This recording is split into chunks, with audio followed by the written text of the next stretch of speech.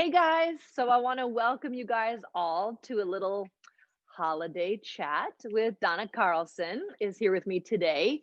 And as most of you know, I have had a lot of loss this year. I think many of us have, especially with the pandemic. We've all lost a little bit what normal has been. And so I think it's okay to feel that and let's unpack that a little bit. And I've lost some really close people to me this year. I've lost some horses, some old, some young. I had to retire my one of my best mares, which was really something I also mourned this year. And so I thought it would be great as the holidays are coming to have a chat with Donna so she can help us through, some coping mechanisms, some tools that we can use to help us all, get in that better place, mentally and emotionally. And Donna's got some amazing things we can do actually with horses, which I think I've got some plans I've already and scheming up in my mind of like, how are we going to do that online? Um, but one of the reasons Donna and I even started talking is because, well, I think it was first from Teresa Buddha. You had reached out, and so that was one of my dearest friends, and we lost her in the beginning of the year, and that was a shock to me. And it really started a powerful conversation with all equestrians about mental health and coping with the stresses of what we do and the financial strain and just some of the dark places that we go when things are really extremely difficult. So I thought it would be great to get Donna to talk to us a little about. She can explain, her what got her into this, and she's got a wonderful, amazing perspective on loss and grief, and we thought it would be a great thing to do around the holidays. So thank you for joining me, Donna. Thank you, JJ. I'm so honored to be here with you and everyone that's listening. And yeah, I'll give you some background, a little bit about how I came into this coactive coaching field with my horses. I'm a certified transformational coach, and I'm also certified in equine gestalt. And equine gestalt is, again, I partner with my horses to really help in the deep healing process when I'm coaching my clients. There are many things I help my clients with. It could be career change, it could be loss, it could be, deep wounds from the past. And the horses really do play a part in that process when we're working with the horses. So it was 10 years ago in November that I found myself widowed for the second time in my life. And it was just 10 years prior that I lost my first husband. So I was again faced with, enormous, the enormous burden of being alone and the grief of losing a second husband. My second husband was diagnosed with cancer, and it was a 3-year journey through that difficult process. And we had just talked a few minutes ago about hospice, and he really fought a very brave battle and went through all of the treatment that he possibly could. And I stood by his side and wanted, I would just be with him doing whatever it was that he needed, because it was his life, that he had to get through the cancer. But after 3 years of going through horrific treatment, he decided on a Tuesday that we would go and sign up for hospice. And we were told he had about 6 months to live, and by Saturday he was gone. And Wow. it Wow. was just amazing. And I think, there are thoughts Huh. that he knew he was done, and it happened Hmm. much sooner. So I can't say I was shocked, but I was surprised, because we did think that we had a little more time together. And he was here in my house with family in the house with him that day. And my sister-in-law, my dear sister-in-law, was with us. She's a medical doctor, and the hospice nurse was with us, and the coroner came after he passed. And we were taking Gil out the front door, his body, and going down the sidewalk of my house, which faces a big pasture. And all four of my horses were out in that big pasture. And my eldest gelding, who was actually a wedding gift from Gil, came loping down, very quietly loping down the to the front of the house, and the others followed him, and they all lined up, and Ben let out this beautiful, loud but soft whinny, and it stopped my sister-in-law, the nurse, and the coroner dead in their tracks. Sorry for the pun. And they just couldn't believe it, that they were standing at the fence. And I felt it was their way of saying goodbye. Yeah. It was Wow. just so beautiful. That's so powerful. And It's they just amazing. and you know, they just stood there, and my sister-in-law just started crying, and she still cries when she talks about it 10 years later. Yeah, I So I bet. mean, that is the power of the horse. And they mourned him. They knew what was happening. They picked up on that energy, I guess. And Yeah. so I found, because I had a lot of loss in my life, I've lost my father, my mother, two of my eldest brothers, two husbands, a dear friend, and of course, numerous animals. I thought, I saw this coming, and I thought, okay, well, I've got this. I understand grief, but I didn't. I went into a very deep, dark hole. And again, it was November, so we were heading into the darkness of winter. And it was scary. It was more scary for my daughter. I knew that there would be a light coming. I knew it was out there somewhere, but I couldn't see it. So it did frighten my daughter. She never saw me this sad. I still functioned, somewhat.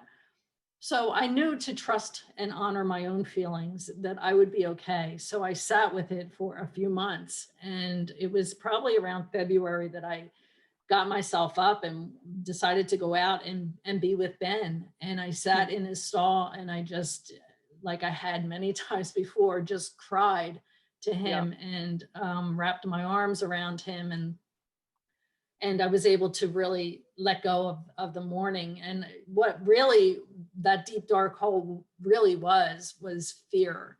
I was at the time 51, and here I was, widowed again, and alone again, and afraid. I was really afraid. And it was weird for me to be that way, because as most women equestrians, were tough, strong women, Yeah, exactly. and but I really found myself scared.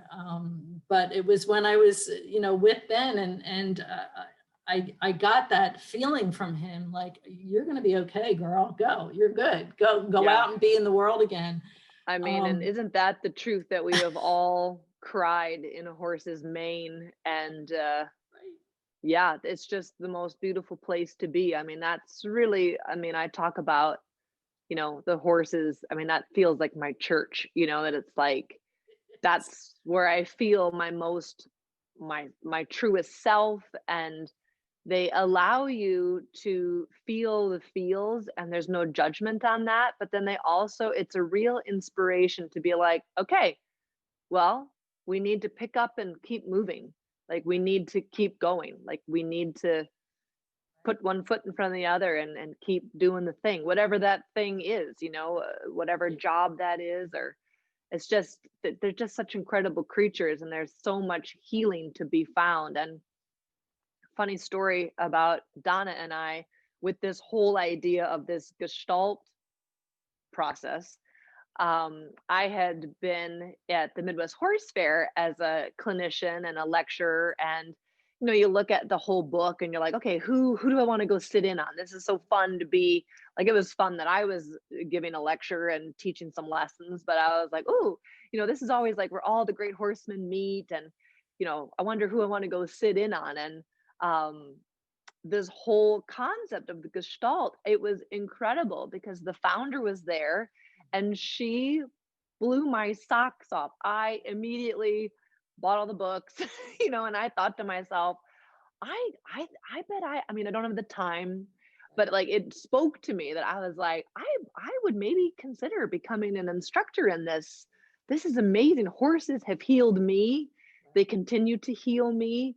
And I know the infinite power and wisdom that they hold. And so then very soon, like our paths cross. And I thought that was like meant to be. So meant to be. And it's funny that you just mentioned that, because it was after I had my little session with Ben that I started to get emails from Melissa from Touched by a Horse. So And it was, crazy. something like, have you been touched by a horse? Would you like a career, working See, with horses? And I was that's like, like the energy in the world. hello, it Like, was there. It oh went my God, out it was, and yes, it came and it back. came Right. back. It came back. That's amazing. And Yep. I, at the time I had just started my dog grooming business, and I had always given lessons. I've been an equestrian for my whole life. And, but I wanted something more. I wanted to, and it was after losing my husband where I was able to sit and say, I need to do something more.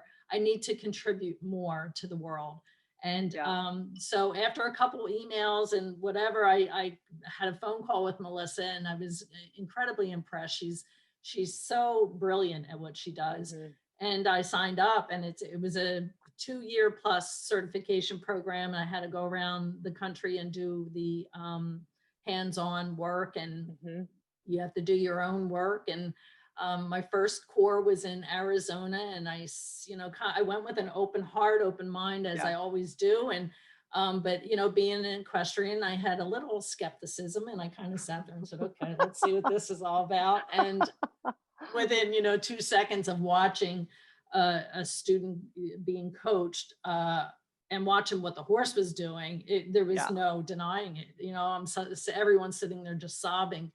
So powerful stuff. So powerful. And the horse, what the horse really, here we are equestrians, and thinking about our horses and what horses have done for mankind, humankind.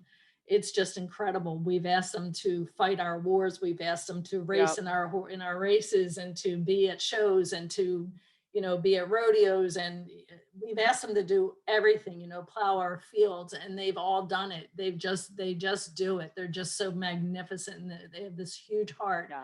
And what I love about what I do with them now is I ask them, I say, I have a client coming, and if you would like to do some work with them, please, offer whatever you'd like. So, and that is what they love. So I just had a client here a couple days ago, and I had to do it in the barn because of the weather. We had little heaters on, and he went in the stall, and Ben, usually Bella is my go-to girl, but Ben wanted to just be with this man, and he just offered all of this open heart healing, and they pick up on your energy. And my job is to get the client grounded and get them out of their head and into their body, and really feel what it is that's coming up for them in the moment. And that's what gestalt is. It's to make you whole and to work on whatever's coming up for you in the moment. And the horse, once you get there, the horse is like, oh, hi, how are you? You're in my world now. You're grounded. You're in the moment. You're not, all in your head or asking me to go do this or do that. So they love it. They love when you're there with them, and you're connected to them, and you're connected to their heart. It's such a beautiful thing. And as we know, horses are highly intuitive. They're a prey animal, so they work off of energy. They work off of sight and sound, and they feel when you're right there with them. And they also know in your body where you may be blocked, and they'll work on that. I've had women come to me, unfortunately, many women who have had past trauma of sexual abuse or physical abuse. And so many times the horse will work on their throat chakra because they have not been heard, or they cannot talk about it. So it opens them up. And all clients, whether you're a horse person or not, actually non-horse people are a little bit easier because they really do trust the process, where equestrians, I have to ask us, just drop it. You just be a human, you don't have to give to the horse. You don't have to brush the horse. You don't have to fix their mane, just be with the horse. So it's such a and I love that. what you just said, like just be a human, and Just be a that's, human. I feel like what this summer year has really helped me change perspectives is that like everyone is dealing with something and you don't know that. And some people are better at hiding that than others. And this different level of compassion and empathy of there's a lot of experiences that happen to us as humans, and it's about just surrounding that with love and then allowing yourself to kind of let it go. And I feel like horses, that's what's so kind of mystifying about them, is that they let so much stuff go. And it's just inspirational to be around. But like, what kind of advice would you give to people who are and have been suffering, losses this year and with the holidays coming? Like, how do you help people through that? Yeah. And again, loss can be from the death of someone or something, or it can be the loss of a career, or it can be being just sitting at home. I mean, this first Christmas, I won't be with my family, and my number Yeah. one value is connection to my family and animals. So it's tough. So at least I have some family I can be with, and then my animals. But you, really working on things to be in the moment, to really appreciate. And you had mentioned it a little while ago that, you saw the beauty of trees in a Home Depot parking lot, Yeah. to, We were picking up our Christmas tree uh just, I think it was last night, and the sun was setting like behind us, but it was like reflecting on the other side of the parking lot, and there was like these five trees that were like illuminated. And I just stopped for a minute and I thought, that is so beautiful. It's just lit up, and then it's like there's a 5-lane highway on the one side and everyone busy walking around in the parking lot. And it's just like, but wow, like, look at look that. at Like, that. that is Everyone so, stop. like, look at that. Like, let that in. Like, wow, that's a beautiful moment that will not be here again, and like that idea of there's beauty right there and then it will be gone. And that's okay, it's gone, because more beauty will come again. And that's just something I was thinking about in the Home Depot parking lot last night. But I think that's part of the beauty of loss. We really get to the heart of who we are when we've had a lot of loss, and we really do appreciate and have gratitude for life with a Yeah. lot of loss. And really, I mean, for me, I go out every morning and I walk my dog, and I am not with my phone. I am not with, I try and be in a quiet place, Hmm. away from people, even though we're away from people all the time, but just breathe the air and look at the trees and look at the snow if you have it. And I posted a video. I took some slow-mo video of the horses playing in the snow for the first time. And oh my God, what a beautiful thing it was to see them play. They just went out and played, and they're not Yeah. babies, they're older horses. So just to try and enjoy and be in the moment, and to feel and honor your feelings when you're feeling sad.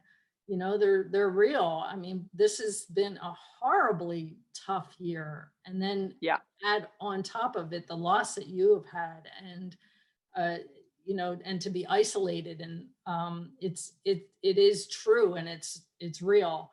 um, if you have horses, if you're an equestrian, go out and just be with your horse. Just be with them. Don't ask them to do anything, and just be in the stall with them and ground yourself. Just close your eyes and stand there and feel, feel the earth coming up, and Hmm. feel the energy going through your body. And your horse will join you in a whole different way than maybe you've ever experienced. Um, and again, just be with them, just stand there, and let them do what they're going to do, because all horses will feel that. They're not trained to do this work at all. They will feel it, Yeah. and they may scan your body. They may, touch your hair or wrap their head around your neck, or maybe they'll be stuck around your heart. And maybe it's because they're working on your heart chakra, or if they offer the crown chakra, which is the most spiritual Hmm. of the chakras. So if you could just take time out to appreciate and be with your horse, if you have a horse, or even your dog or a cat, because they Yeah. do the I mean, same. and I think it's interesting too, like just even in this life in general, everything is so fast and everything is so like connected but disconnected, right? It's like we're all connected all the time to everybody, but yet there's such this disconnect of, like we were talking earlier about being human, but also like truly being present. Like I make a big effort to also like not ride with my phone. When I'm cooling off or warming up, because everybody knows I walk my horses a very long time, so I'll check it in between horses, but I do my best to just like set it down and not, so I can really be like with my horses, because I ride a lot of horses and there's a lot of horses at the stable, but I've always prided myself on it's never like a factory that it's like bring the next one, just ride it around and get it, get it through. It's like, let's just be together. How are you feeling today? What do you want to work on? How, I want to make you stronger, but should we work on canter first? How about the trot? Like I always get what I want, but it's not because I'm a dictator. It's like Right. really listening to the horses and being present there, and really seeing the beauty. I mean, I was just riding one late morning, and I thought to myself, like, this is not a great thought, but it was like thinking about summer, and that leg was an injury that she had had when she was very, very young. She never ever was lame ever, and then all of a sudden she just couldn't get sound, and it was like, I don't know, 8 or 9 years she never took one lame step ever, and then all of a sudden it was like, okay, that's not great. And then I can't get it to heal, and her body's just was like, I want to go be a mother, and it's like, okay, Oh, so right. and then, but it's like riding my other horses today. I'm like, just enjoy this so much, because this might not happen tomorrow. Like for whatever reason, it could be anything. And not that I'm catastrophizing, but it's just like really being grateful for that moment right at that time, because tomorrow he could be lame, and tomorrow he could never come back from that injury. He could actually colic and die by tomorrow, because that happened this summer. And it's like, I don't want to make light of that, but it's just like, it truly can, like, you can really get stung by a bee and then sit down and say, I just don't think I feel right. And then, like, that's it, lights out, and again, like, I'm grateful that my aunt doesn't remember anything. She doesn't, she doesn't remember anything. It was just, she was in a coma after that. And we weren't able to revive her. And so it's kind of like, well, don't we all wish we could just go that easy? It's hard for us who are Right. still here, Right. but like I mean, I'd like to just all of a sudden be fine and then like not fine. And then And that's that's it, it. Right. No Yeah, suffering, no suffering. exactly. It's And at so the hard. moment it's hard and shocking and saddening, and it's still sad. Like I still cry. I still cry about all of the losses. I mean, um I'll carry Teresa Buddha in my heart, all of them I will carry, but as a peer and as a colleague, as one of my best friends, I always hear her, when I'm riding around, I'm getting ready for a big show, or I'm on a young, frisky young horse. Like I just, she's with me. I hear that, and when I'm with my family, I feel my aunt, and I think about family love. And then when I'm with my horses and just enjoying them and giggling, that's Wendy, because she just was such a girl in her heart that loved horses, and it's just like honoring that spirit of who they were. I find really helps a lot during this time of loss, and like remembering it, that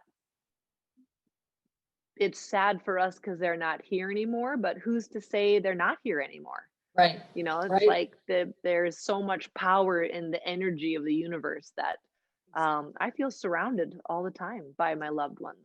As do I, as do I. I mean, there isn't a day goes by that I don't think of or feel all of those on the other side. And you know, I mentioned that horses are so highly intuitive, and as humans, as little kids, we're taught about our five senses, you know, that we have, you know, sight, sound, touch, you know, hearing. But intuition is huge, and it's a shame that it's not encouraged, that we're not encouraged to bring that out more, because Yeah. when we do get in touch with that intuition, and when we really do get in touch with connection to the universe, to our animals, to our family, that is when we can at least begin to appreciate, you know, gratitude is a little bit of a step forward, but just have appreciation for being in that moment, and slow down and do appreciate. You know, as tough as this year has been, there have been so many beautiful lessons learned Mhm. from it.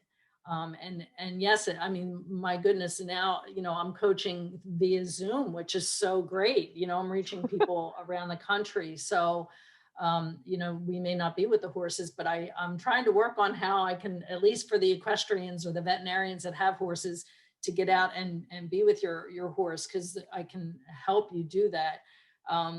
And, you know, I'm also certified in heart math, which is a beautiful institute in California that teaches and has done studies, research on how intelligent the heart is. You know, we used Hmm. to think that the brain is the thing that communicated to all of our body, but we now know that the heart communicates to the brain.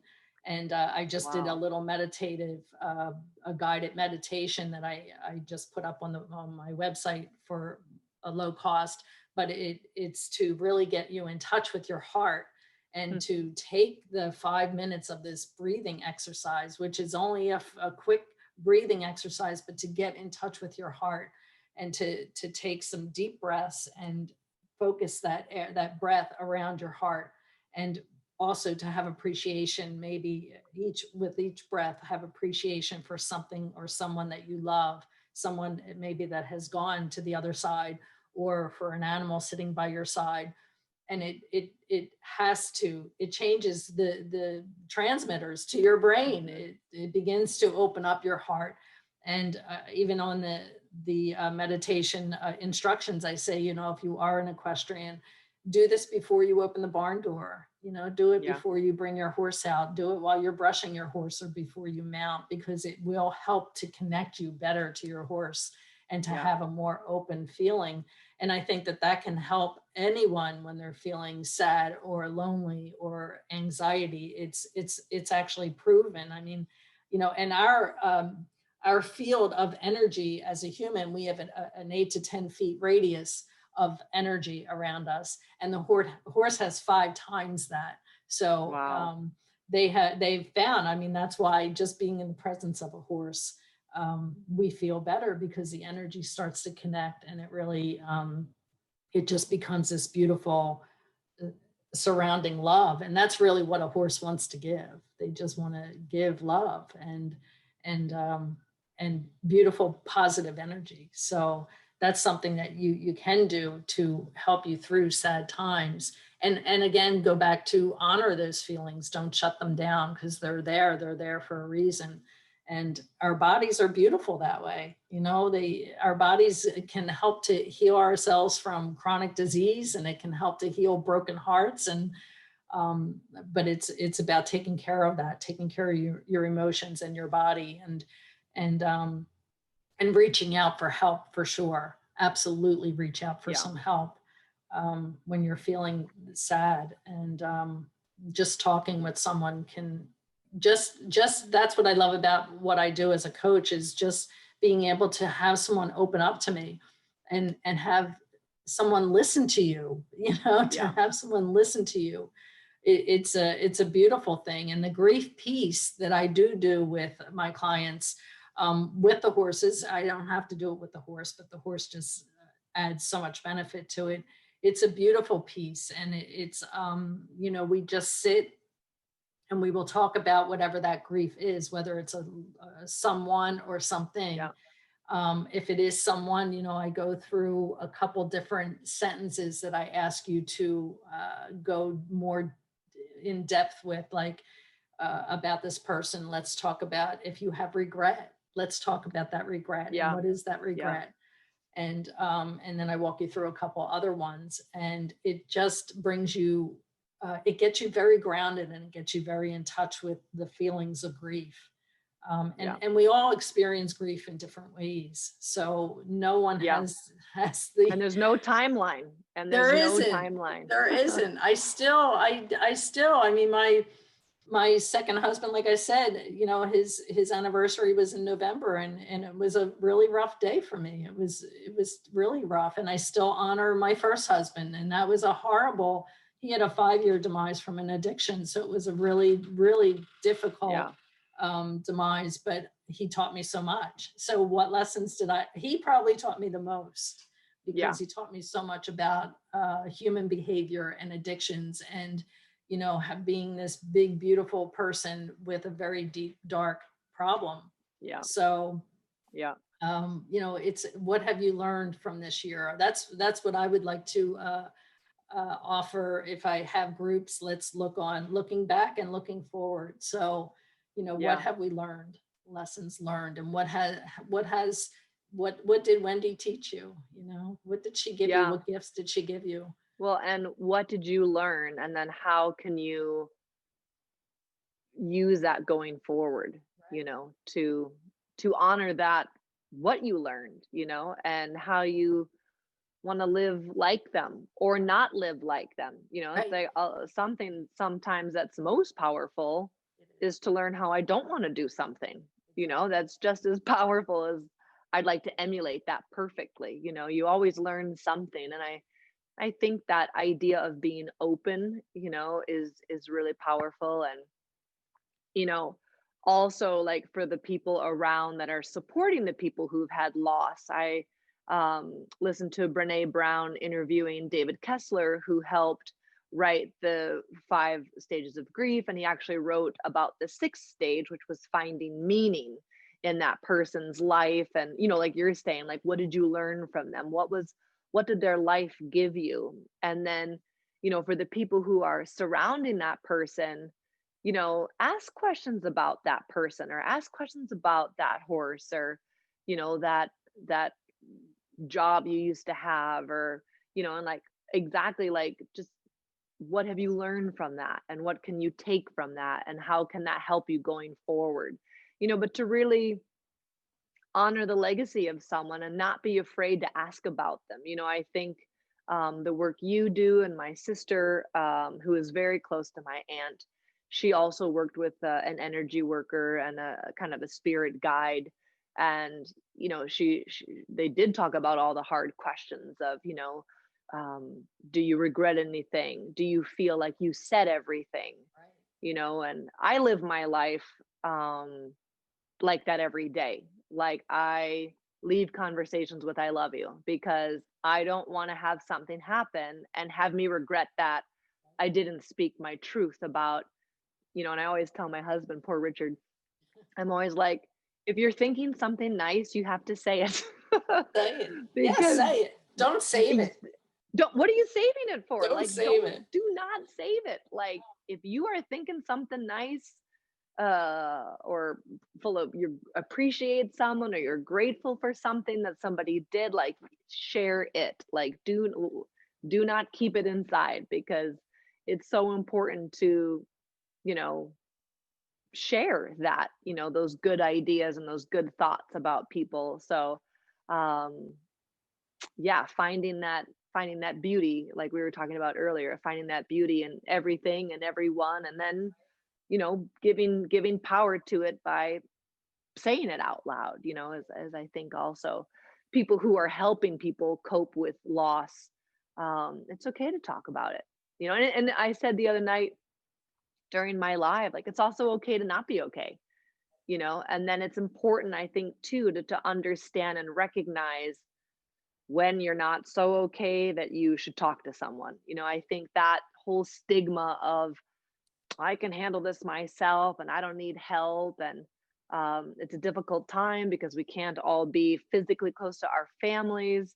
Um, I think that's important to talk about it. And every Thursday, my sister sends out a Zoom link about the best night of the week, and it's my 2 sisters, my mom, and my cousin, and we all just get together and we don't always talk about Rhonda, but just us staying connected. My cousin has a very young baby named Juliet, who we love having her on the Zoom call. And so that's like one life was taken, but one life has begun.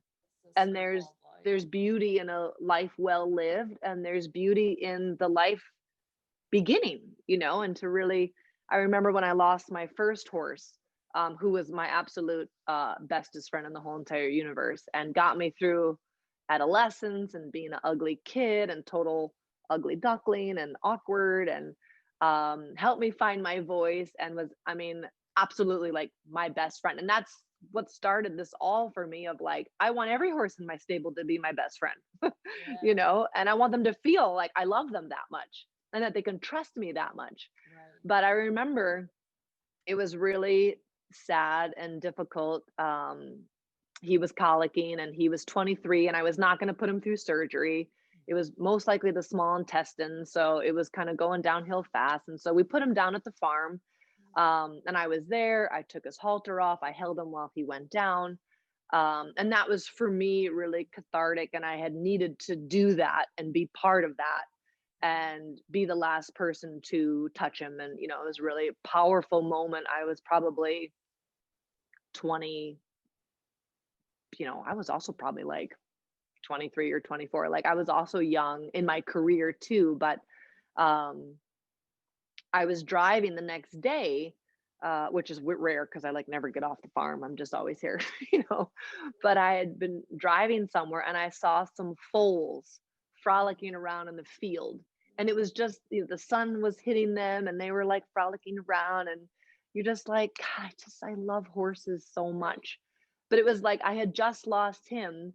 And that was the ending of a life, just like Juliet and our family is like, and then there's a new beginning. Beginning, right. And that's the cycle of life. It And is. that's just how it goes. And it's a beautiful thing. And, It is. we just have to embrace it and live it as best we can every minute that we get. Exactly, exactly. And this month I did ask, my friends on Facebook, let's make this month the month to take action. Just Mhm. when I was feeling at my deepest and darkest place, and I honored those feelings and I told my daughter I'd be okay. And eventually, Mhm. I saw the light. But it was when I took action, when I, picked up the phone to have that conversation with Melissa and enroll in the program, that my entire life changed, and it Yeah. changed for the better. And I'm now contributing at a much higher level that I feel I've been wanting to for a long Yeah. time, and I'm doing Yeah. something that I absolutely love. And the fact that I'm helping humans and equestrians and veterinarians, and at the very top of all that, if we can honor the horse in a whole different way and connect with the Yeah. horse in a whole different way. And that's what I truly just love about you. You have this just deep, beautiful heart, and you do such great work with your horses. And I just love that. And I felt that the moment that I watched you on television, and I felt that when I, was able to be a rider in a clinic with you, and it was just a really great time. So, I really honor that you are so connected to your horses, and you get it, you get it. It's a beautiful Well, thing. So thank you very much. I feel the same. And it's kind of neat too when you think about like the good, the bad, and the ugly that we all work through to be led to this moment, to be, I'm grateful to be here talking with you right now. And you wouldn't right, be here right. doing what you do, being able to give back to people without the losses and the difficulty you've come through. So, I mean, to honor all those things, good and bad, it's powerful because it's brought us to this exact moment. So, Right, right. share with us where everybody can find you and maybe go along on that meditation. I know I'm gonna check that out Yeah, myself, great. but Yeah, you can find me at donnacarlsoncoaching.com. And, just if you need to connect with me, just email me or sign up for the meditation. Like I said, it's a low cost meditation that I just did. It's downloadable, and you can do it anywhere. You could do it while driving in the car, and maybe keep yourself from feeling that aggressive, feeling that when someone's an ass in front of you and or behind you. So you can well, practice it anytime. yeah. Uh, If you could get me to not beat my horn, that would yeah, that right. would be I know. When I was younger like, with my daughters and my daughter and my stepdaughter, I oh used to, yeah, I oh had to yeah. curse. I had to Oh curse. That man, was, if I am driving the horse trailer, I am like oh, mama, well, you're mama bear. protective, I'm a mama mama bear, bear. right? Oh man, yeah, I am True. like, It's true. I'm but the same way because I am so protective of those horses, and so you do get protective. You're a mama, so that's for sure. that's true. Well, thank you so Thank very much, Donna, for this wonderful conversation. And I hope we helped some people out there. And I hope they all check out your website. And yeah, just share the love, everybody. And you. happy holidays to everybody. Yeah, wishing you all happy holiday, and really really look back at the year and think about all the beautiful things that we learned from it. We did learn a lot this year. So and next year is it's a new year, but we'll have problems next year too. So it's Hey, what we can learn and how we can. exactly. Tomorrow's a new day. It Why not is start? right, Why not exactly. just be great? Just be great. Just be great. I love it.